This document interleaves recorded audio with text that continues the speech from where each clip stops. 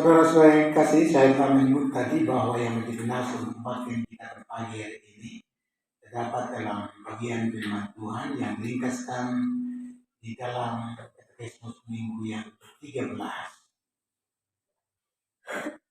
Ada dua soal jawab. Mengapa ia disebut anak Allah yang tunggal? Sebab kita pun menjadi anak-anak Allah juga.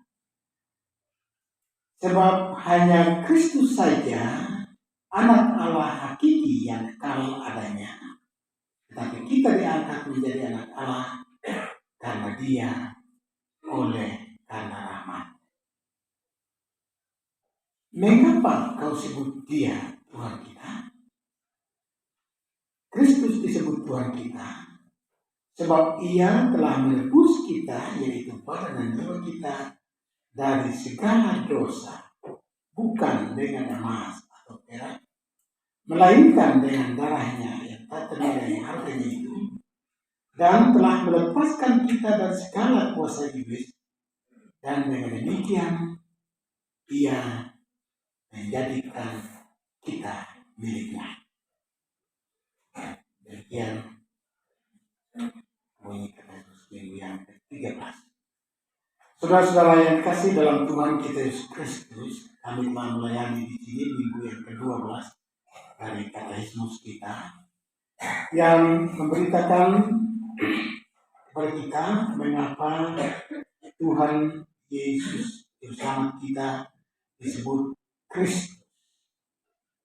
Kami harap bahwa saudara masih ingat keterangan dan minggu yang ke-12 secara singkat bahwa Tuhan kita Yesus Kristus disebut Kristus, yaitu yang diurapi, sebab Ia telah ditentukan oleh Allah dan diurapi dengan Roh Kudus akan masuk jabatannya, yaitu sebagai Nabi, Imam, dan Raja untuk menyelamatkan hidup kita, supaya kita oleh percaya kepada Dia kita mendapat bagian dalam urapannya menjadi nabi-nabi, imam-imam, dan raja-raja.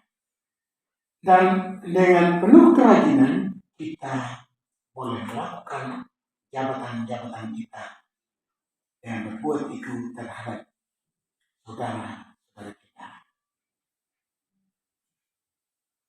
Dan janganlah kita bersikap seperti seorang penumpang saja dalam satu kendaraan, seperti penumpang saja dalam gereja, tetapi bahwa kita merasa bertanggung jawab sebagai orang Kristen yang sudah diurapi, yang sudah mendapat bagian dalam urapan Kristus menjadi nabi-nabi, imam-imam, dan raja-raja, dengan membuktikan itu dalam kehidupan kita bahwa kita lain sekali dari orang-orang yang tidak diurapi, di mana kehidupan mereka yang tidak diurapi hidup menurut keinginannya sendiri, menurut keinginannya yang berdosa. Tetapi kita, orang-orang yang sudah diurapi dalam Kristus, adalah orang-orang yang memiliki jabatan-jabatan yang mulia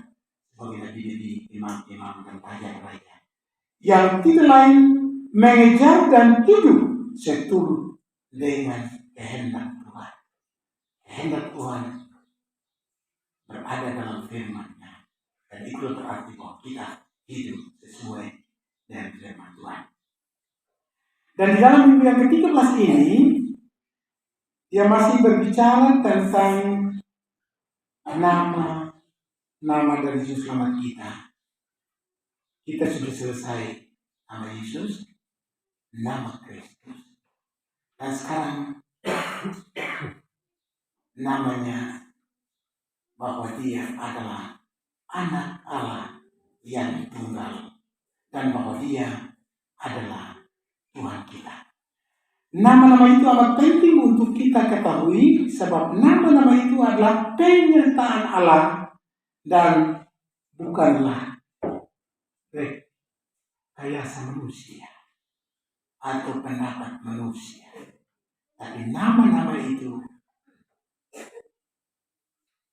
adalah nama-nama penyataan Allah yang menjadi pegangan bagi kita, sebab semua di dalam nama-nama itu tersimpan keselamatan.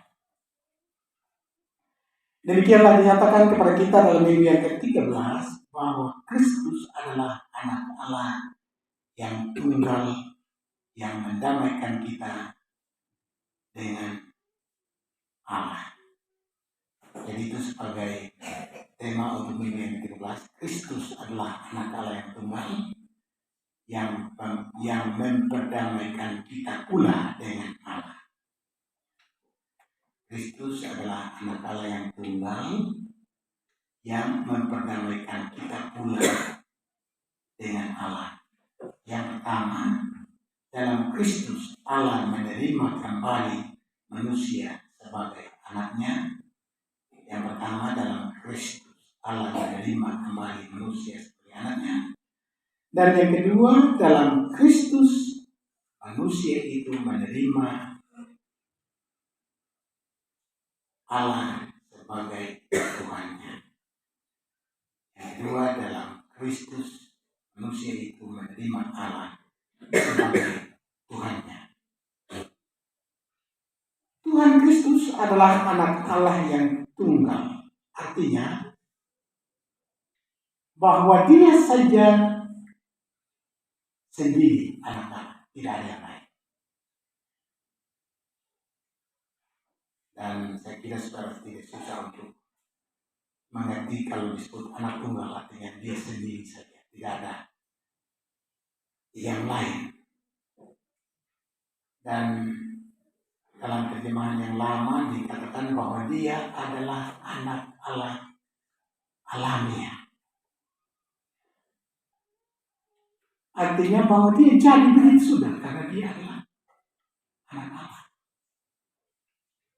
tanpa dicampur dengan apapun, ya, alamiah. Tetapi kemudian kita mendapat terjemahan yang lebih tegas, yaitu dengan kata hakiki. Dia adalah anak Allah hakiki.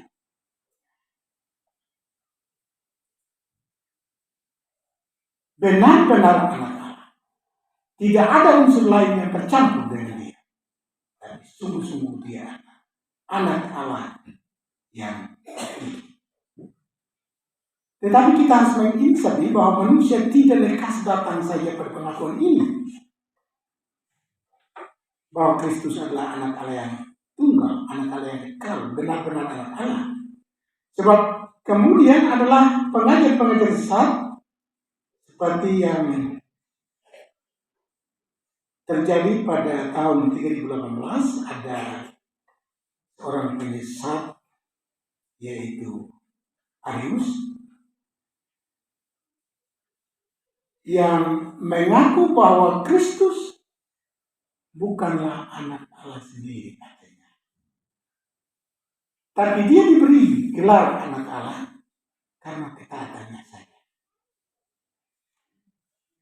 Dan ajaran sesat itu menyebarkan sampai mengganggu kehidupan orang Kristen. Tetapi beruntunglah bahwa oleh karena pimpinan Roh Kudus, ajaran ini ditolak. Dan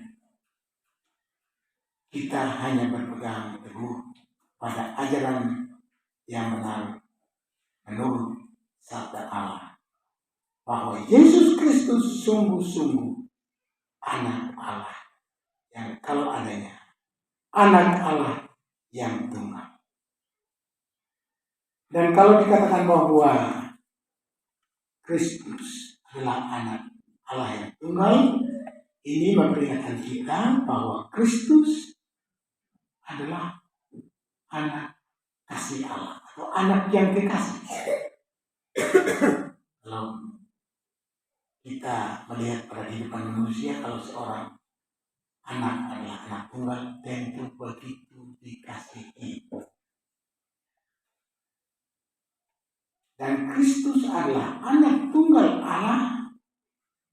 Dia adalah anak Allah yang dikasih, yang di dalamnya juga Allah menyatakan kasih-Nya.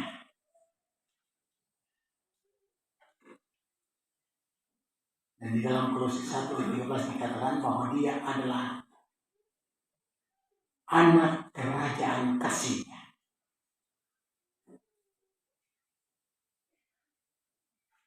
Yakni anak yang diperanatkan dari kasih. Dan juga mengingatkan kita ketika Tuhan Yesus dipermandikan, di mana suara dari langit kedengaran, yaitu suara Allah Bapa yang mengatakan, inilah anakku yang kasih, kepadanya lah aku berkenan. Dan kalau dikatakan anak yang dikasih atau anak yang dikasih, banyak kali menunjuk kepada anak tunggal. Tetapi apakah gunanya bagi kita? Apakah gunanya kita mengaku bahwa Kristus adalah anak Allah yang tunggal, anak Allah yang kekal, anak Allah yang hakiki? Inilah bahwa Kristus adalah anak Allah yang di dalamnya Allah menyatakan kasih-Nya kepada kita, dan bahwa kita dikasihi oleh Allah hanya dalam Kristus. Dan dalam Kristus Allah menjadikan kita anak-anaknya dan sewaris dengan Kristus anak tunggalnya dalam hidup yang akan mewarisi hidup yang kekal. Dan di dalam pengakuan ini memang merasa bahwa kita dihubungkan dalam kasih yang luar biasa dengan Sang Pencipta, yaitu Tuhan Allah.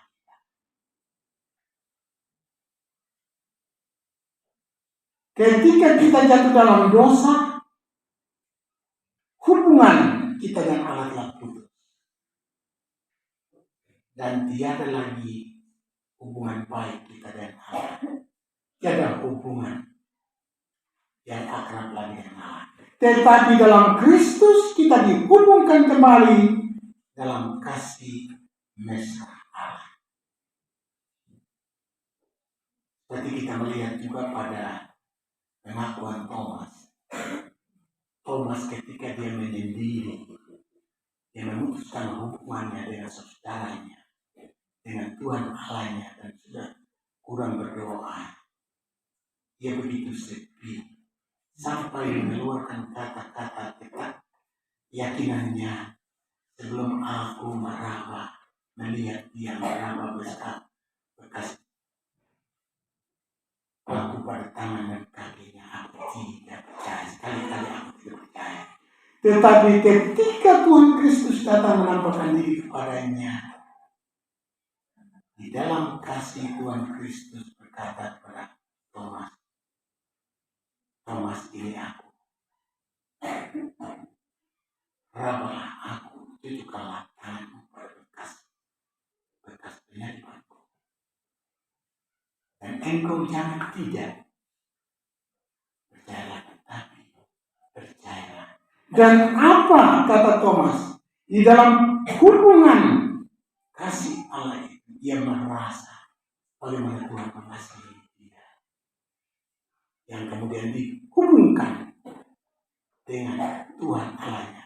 Ia mengaku, ya Tuhan, ya Allahku. Karena ia begitu merasa kasih Allah yang menghubungkan dirinya dan kembali percaya padanya. Dan selanjutnya kita berbicara tentang pengakuan akan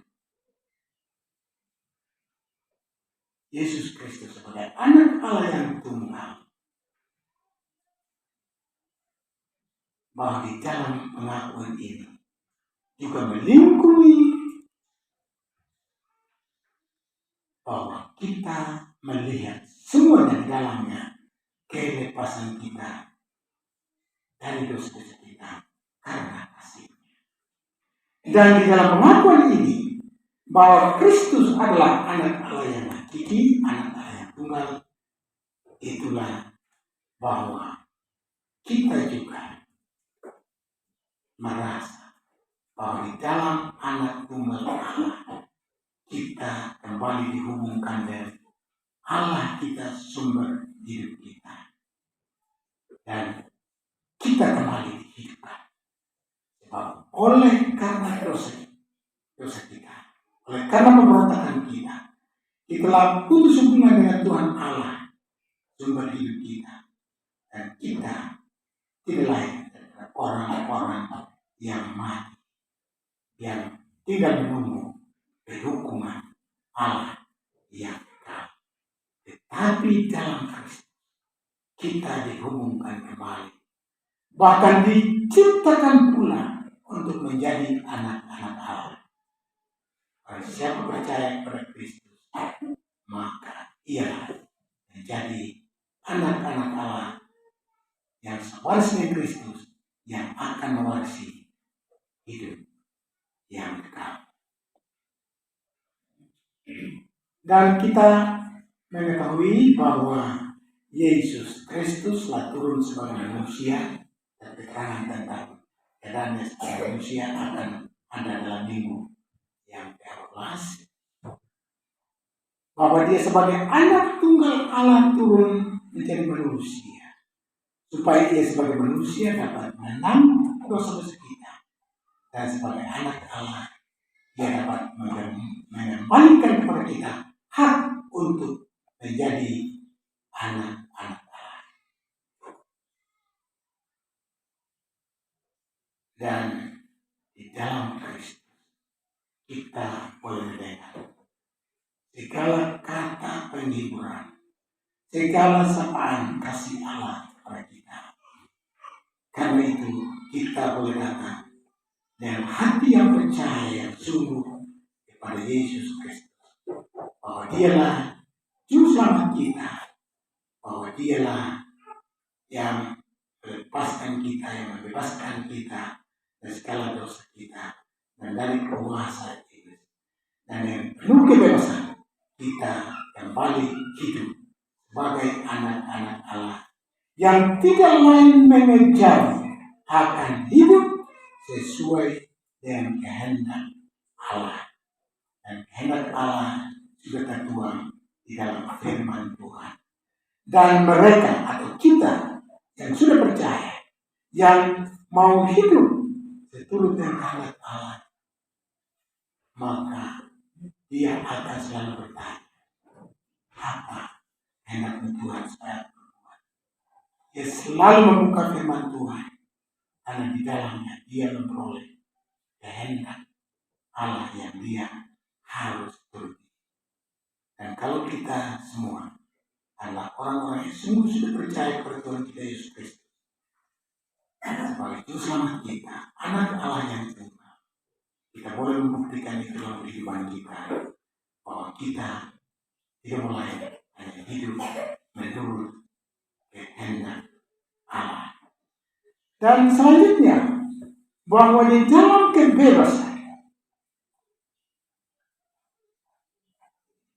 sekalipun kita di dalam Kristus telah menjadi anak-anak Allah, tetapi dengan penuh kebebasan kita dan penuh kerendahan hati dapat berkata kepada Tuhan bahwa Dia adalah Tuhan kita, dan berkata kepada Tuhan Yesus Kristus, Engkau adalah Tuhan, karena Engkaulah yang membebaskan aku dari segala dosa, dan Engkau yang menjadi pendidik bagiku. Sebab Engkau telah menebus aku tidak dengan harta yang berharga seperti di bumi emas dan perak, tapi Engkau telah membebaskan aku dengan darah-Mu yang bernilai harganya.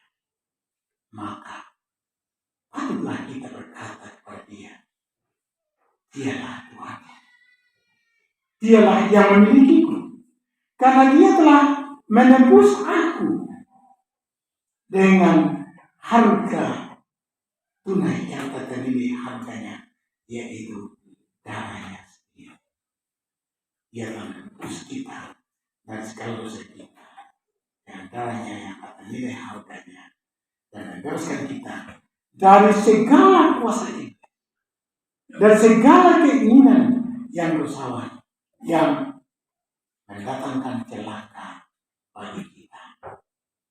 Ia akan menebus kita supaya kita boleh hidup dalam hidup yang diperolehnya, di dalam kekudusan, di dalam kebenaran. Demikianlah Kristus membebaskan kita, dan di dalam Kristus kita kembali mengakui Tuhan kita sebagai Tuhan. Dan di dalam Kristus kita kembali memperoleh hak untuk menjadi anak Allah yang akan warisi hidup yang kekal, dan dengan penuh keinsafan di dalam kebebasan yang diberikan oleh Tuhan Kristus, kita boleh mengaku bahwa Dia adalah Tuhan kita, Sang Pemilik kehidupan kita. Kalau kita mengaku bahwa Dialah pemilik kehidupan kita, maka kehidupan kita tidak mulai. Kita hanya akan hidup di bawah pemerintahannya, di bawah kekuasaan sabda dan rohnya. Sehingga apapun yang kita lakukan di bumi ini, orang-orang yang percaya, kita akan selalu mempertimbangkan sesuai dengan kebenaran firman Tuhan. Baru kita akan melakukan sesuatu. Baik dalam perkataan kita akan berkata, apa ini sesuai dengan kebenaran firman Tuhan? Jika saya berkata ini kepada saudaraku, apakah aku berkata dalam kebenaran, dalam kasih Tuhan?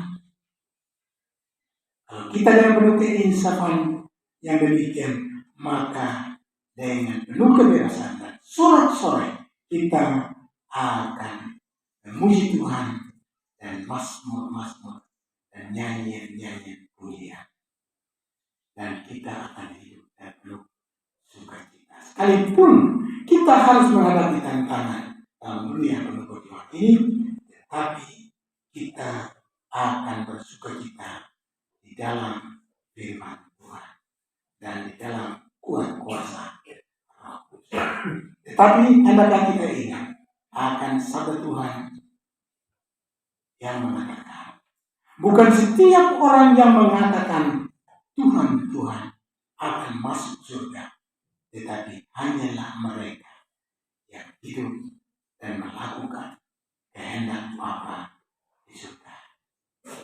Camkanlah dan periksalah hatimu sendiri, dan kehidupan